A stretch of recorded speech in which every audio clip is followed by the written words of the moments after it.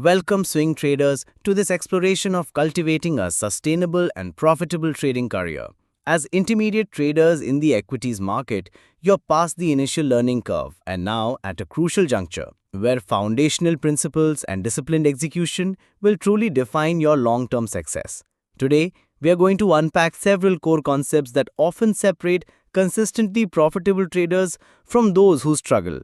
These aren't quick fixes or secret strategies. Rather, they are the bedrock principles that successful traders embody. The mindset shift. Beyond the P&L, let's start with a critical mindset shift. Trading is a marathon, not a sprint. This might sound cliché, but its profound truth is often overlooked in the allure of quick gains. Many come into trading with the expectation of rapid wealth accumulation, fueled by social media highlights or idealized narratives. The reality is that consistent profitability takes years, not months of dedicated effort, learning, and adaptation. If you're constantly rushing, chasing every market move, or trying to force trades, you're likely setting yourself up for emotional exhaustion and, more importantly, for depleting your trading capital. Embrace the journey. Understand that true trading mastery is a slow, compounding process of skill development. Following directly from this is the principle to prioritize process over profit. This is perhaps the single most impactful shift you can make. As intermediate traders, you're likely focused on your daily or weekly profit and loss. While profit is the ultimate goal, making it your primary focus can be detrimental. Why? Because market outcomes are not entirely within your control. What is within your control is your process, your trade selection, your entry and exit criteria, your risk management, and your emotional discipline. When you focus on consistently executing your well-defined process, profitability becomes a byproduct.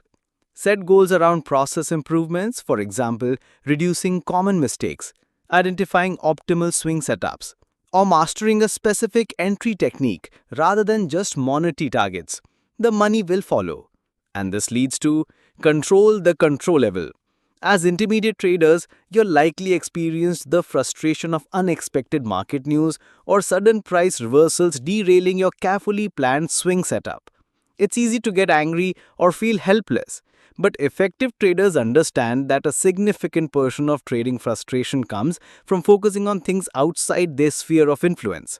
Your focus should be squarely on what you can control: your risk per trade, the quality of your swing trade setups, your disciplined execution according to your plan, and how you manage your emotional responses to wins and losses. By anchoring your attention here, you cultivate a sense of agency and reduce mental clutter. Dispelling myths and embracing reality. Next, let's address some common misconceptions. Successful traders know that there is no aha moment in trading. We often dream of that singular breakthrough, that one strategy or insight that will suddenly unlock consistent profitability. The truth is far less dramatic, but far more sustainable. Trading success isn't a sudden revelation. It's a continuous grind of showing up, analyzing, adapting, and refining your approach. In fact, beware of overconfidence after a string of wins. This is the common trap that leads to complacency and significant drawdowns. The market is constantly evolving, and your process must evolve with it. Another crucial point for intermediate traders is understanding the role of psychology.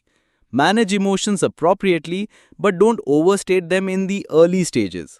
Many beginners and even intermediate traders are quick to blame emotions for the lack of profitability.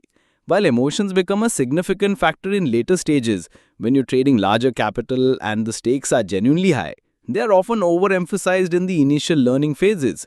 If you're struggling to be profitable, it's more likely due to a lack of a proven swing trading strategy, insufficient data analysis, or incorrect position sizing rather than just fear and greed.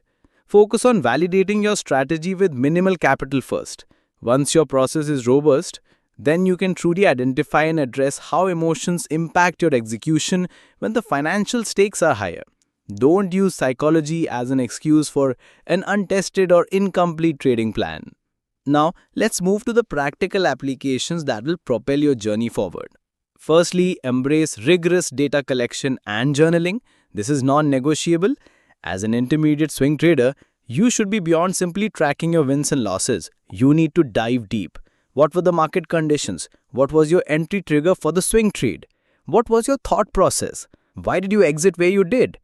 By meticulously journaling and analyzing this data, you will uncover patterns in your performance. You'll identify your highest probability setups, common mistakes specific to your swing trading style, and areas for improvement. This data driven approach allows you to iterate and refine your edge systematically. Secondly, cultivate a deep understanding of playbooks and market dynamics. Don't just copy a swing trading playbook you see online. Understand the underlying market principles that make it work. If it's a supply and demand setup, understand why supply and demand zones are powerful. If it's a trend following strategy, grasp the intricacies of trend formation and reversal signals. Your setup should flow logically from this fundamental market understanding. This allows you to adapt playbooks to changing conditions, create your own variations, and truly internalize your edge rather than blindly following someone else's rules. Crucially, as an intermediate swing trader, your strategic risk management and position sizing needs refinement. You should have already moved past risking fixed amounts of capital into percentage-based risk.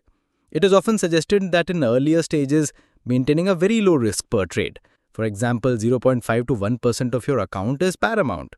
This minimizes emotional impact while you are still building and validating your skills.